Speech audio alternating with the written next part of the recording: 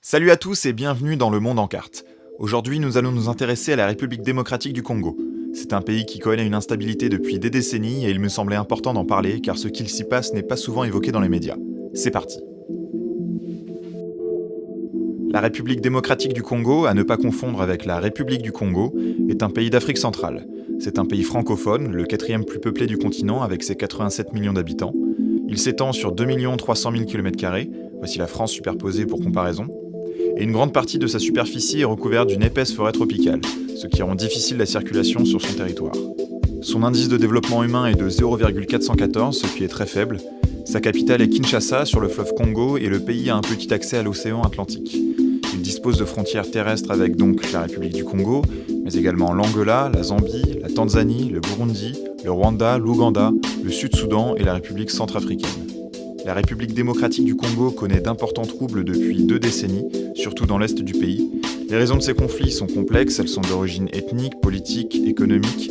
Nous allons essayer de résumer la situation et de décortiquer un peu tout ça. Le Congo acquiert son indépendance de la Belgique en 1960. S'ensuivit 5 années d'incertitude jusqu'au moment où Joseph Mobutu, alors commandant en chef des armées, s'autoproclame président.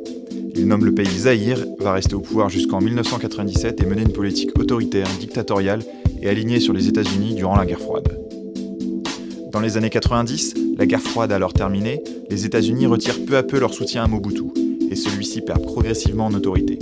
Il instaure alors le multipartisme, mais cela ne suffira pas à le maintenir au pouvoir, qu'il perdra à l'issue de la première guerre du Congo. Cette guerre prend sa source lors du génocide rwandais de 1994. Pour rappel, cela fait référence au massacre des Tutsis par les Hutus, 2 ethnies rwandaises. Ce génocide a fait plus de 800 000 morts en à peine un peu plus de 3 mois. Après cet événement, près de 2 millions de réfugiés Hutus fuient dans l'est du Zaïre. Certains sont d'ex-génocidaires et craignent des représailles. D'autres ont peur de subir le même génocide après l'arrivée au pouvoir au Rwanda du gouvernement Tutsi, avec Paul Kagame comme homme fort, qui en deviendra président par la suite. Une fois installés dans l'est du Zaïre, les ex-génocidaires Hutus s'organisent en milices et persécutent les populations Tutsis vivantes au Zaïre. Le Rwanda commence alors à armer ces Tutsis zaïrois qu'il considère comme alliés naturels, afin qu'ils puissent se défendre. Face à cela, le gouvernement de Mobutu, qui voit d'un mauvais œil l'ingérence rwandaise sur son territoire, ordonne aux Tutsis zaïrois de quitter le pays. Pour info, beaucoup de Tutsis vivant au Zaïre à ce moment-là n'ont même pas la nationalité zaïroise. En réponse, le Rwanda et son allié l'Ouganda participent à la création de l'AFDL, l'Alliance des forces démocratiques pour la libération du Congo, groupe composé de rebelles congolais opposés au gouvernement Mobutu, mais également de troupes rwandaises et ougandaises. La guerre commence. L'AFDL, menée par Laurent Kabila, prend rapidement l'avantage, marche jusque Kinshasa et en chasse Mobutu. Kabila s'autoproclame président et renomme le Zaïre, qui devient la République démocratique du Congo. Mais une fois au pouvoir, il se retourne contre ses anciens alliés et demande aux troupes rwandaises et ougandaises restées dans l'est du pays de se retirer rapidement. Il chasse également en 24 heures les Tutsis présents dans son gouvernement, et des centaines sont lynchés à Kinshasa. Ce sont les prémices de la deuxième guerre du Congo. Les tensions montent entre Kabila et ses ex-alliés, et en août 1998, des Tutsis de l'armée congolaise se mutinent et obtiennent le soutien du Rwanda et de l'Ouganda. Ils forment un groupe rebelle, le RCD, Rassemblement Congolais pour la démocratie. Ils prennent rapidement les villes de Goma, Bukavu et Uvira, puis toute une partie de l'est du Congo, qui se retrouve donc sous influence rwandaise. En réponse, Kabila demande de l'aide aux milices anti-Tutsi, et des violences apparaissent un peu partout sur le territoire, jusque dans Kinshasa. Mais très vite, dès mi-août 1998, des membres du RCD parviennent à approcher la capitale.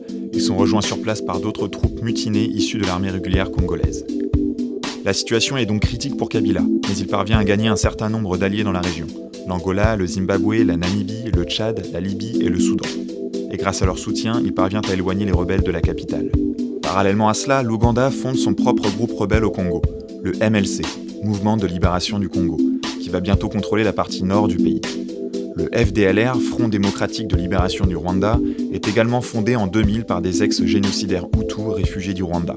Ils soutiennent Kinshasa dans cette guerre et sont actifs un peu partout dans l'est du pays. Leur objectif est de reprendre le pouvoir au Rwanda, qu'ils avaient perdu peu après le génocide de 1994. On voit donc bien qu'entre le MLC, le RCD, le FDLR, les milices Hutus et un grand nombre d'autres groupes non cités, cette guerre n'est pas une guerre traditionnelle. C'est une suite d'escarmouches entre groupes armés soutenus par différents gouvernements, ne respectant pas le droit international et n'hésitant pas à s'attaquer violemment aux populations civiles. En janvier 2001, Laurent Désiré Kabila est assassiné par un garde du corps. Son fils, Joseph Kabila, prend immédiatement le pouvoir. Et à partir de 2002, la situation se détériore pour le Rwanda. Des membres du RCD, lassés par la guerre, arrêtent les combats. Certains rejoignent même les rangs de l'armée congolaise. Et des affrontements ont lieu avec l'armée rwandaise. Le Rwanda ne peut continuer la guerre et en juillet, il signe un accord de paix avec le Congo. L'accord prévoit le retrait de 20 000 soldats rwandais du territoire congolais et en retour le désarmement des milices composées d'anciens génocidaires de 1994. En septembre, la paix est également signée avec l'Ouganda. Malgré la fin de la guerre, des escarmouches ont encore été observées dans les régions de l'est du Congo, car des dizaines de milices sont encore actives. Certaines Tutsis, d'autres Hutus, d'autres aucun des deux. Il est très difficile de savoir précisément lesquelles sont les plus actives, les plus dangereuses et quelles sont leurs motivations exactes. Quoi qu'il en soit, cette situation va mener à un nouvel affrontement, la guerre du Kivu.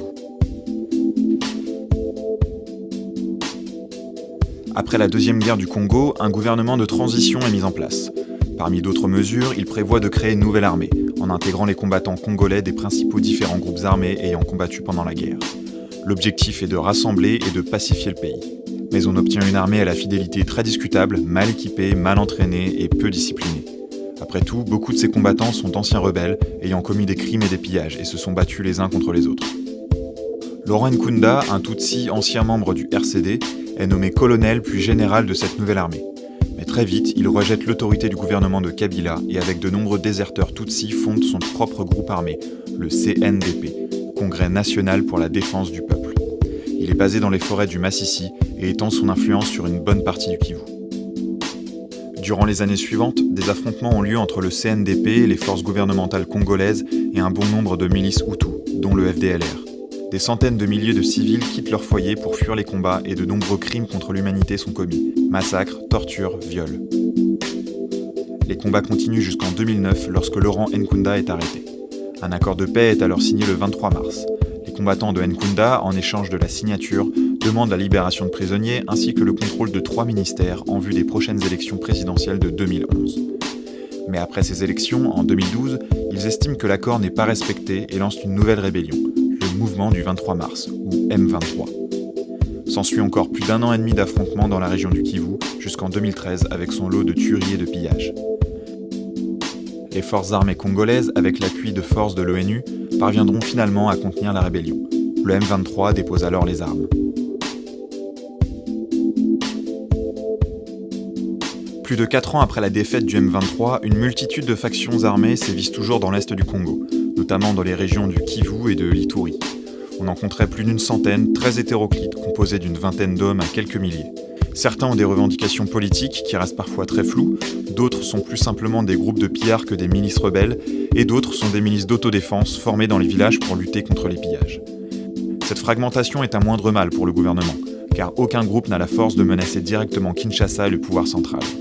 La population, en revanche, est comme toujours en première ligne. La situation est donc extrêmement complexe. On enchaîne les guerres et les jeux d'alliance entre milices changent en permanence. Les groupes prennent des noms, puis en changent, fusionnent avec d'autres groupes, puis se mutinent. Des membres de l'armée régulière et même de l'ONU sont accusés de connivence avec certains groupes. Bref, il est extrêmement difficile de savoir qui fait quoi et qui veut quoi. Et les forces de l'ONU déployées sur place sont impuissantes, car il faut s'imaginer le contexte géographique. Des villages éparpillés, séparés par des plantations et des forêts équatoriales ou tropicales, peu de routes bétonnées et un pays qui subit des pluies abondantes une bonne partie de l'année, qui rendent les routes boueuses et difficilement praticables. Difficile dans ces conditions de traquer des groupes rebelles ou d'avoir une vision claire de la situation. Alors pourquoi le Congo est-il si instable ? Pourquoi tant de personnes souhaitent prendre le contrôle des régions orientales du pays ? Il existe des tensions entre ethnies rivales, c'est évident, mais nous allons voir que des motivations économiques sont aussi largement responsables. Il faut savoir que l'est du Congo regorge littéralement de ressources minières. On y trouve notamment de l'or, de l'étain, du coltan, du tungstène, des diamants et bien d'autres. Ces ressources sont vitales pour de nombreuses industries. Nous pouvons citer l'industrie automobile, l'aérospatiale, les hautes technologies ou encore la joaillerie.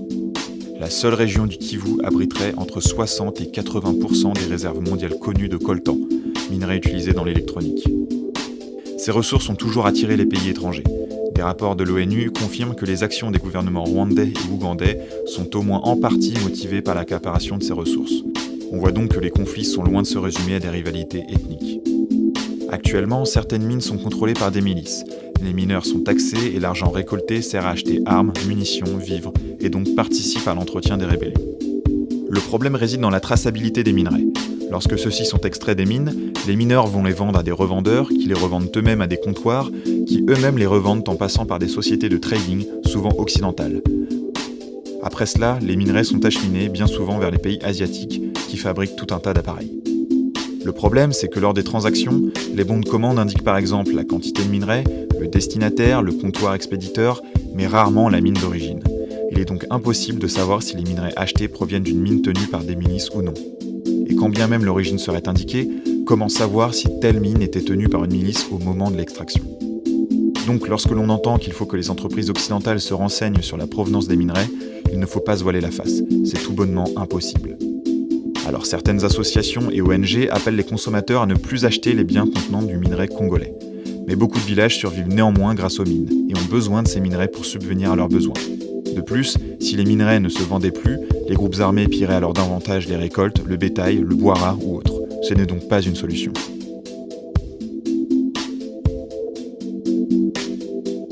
Et depuis 20 ans, les conséquences sur la population sont désastreuses.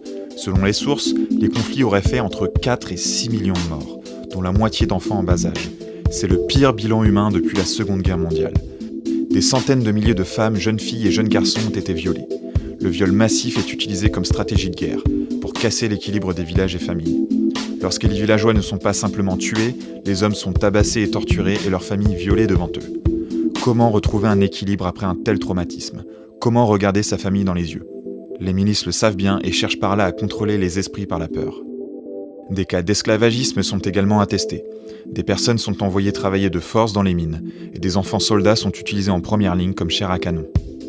Certains jeunes Congolais et Congolaises n'ayant connu que cette violence, et ayant baigné dedans depuis leur plus jeune âge, vont devoir apprendre à vivre dans la paix. C'est toute une génération qu'il va falloir rééduquer. Aujourd'hui, les Congolais attendent de pouvoir élire un nouveau président. La Constitution ne permet pas à Joseph Kabila de briguer un nouveau mandat. Mais depuis fin 2016, il repousse sans cesse les élections pour se maintenir au pouvoir. Des violences ont d'ailleurs eu lieu pour cette raison. Aux dernières nouvelles, les élections devraient se tenir en décembre 2018. Nous pouvons espérer que la fin de l'ère Kabila sera synonyme de démocratie et d'apaisement. C'est absolument nécessaire pour le peuple congolais. C'est tout pour aujourd'hui, merci d'avoir regardé cette vidéo. J'espère vous avoir appris des choses ou au moins avoir éclairci certains points car c'est un sujet très complexe. Sachez que j'ai largement simplifié la situation et en ai dégagé les grandes lignes. Je vous ai mis 2 reportages en description, ce sont des vidéos plus immersives et qui vous permettront peut-être de mettre des images, des visages sur ce que je vous ai raconté. Vous pouvez vous abonner car d'autres vidéos vont venir, que ce soit sur l'actualité géopolitique, économique ou sur des thèmes plus légers. Salut!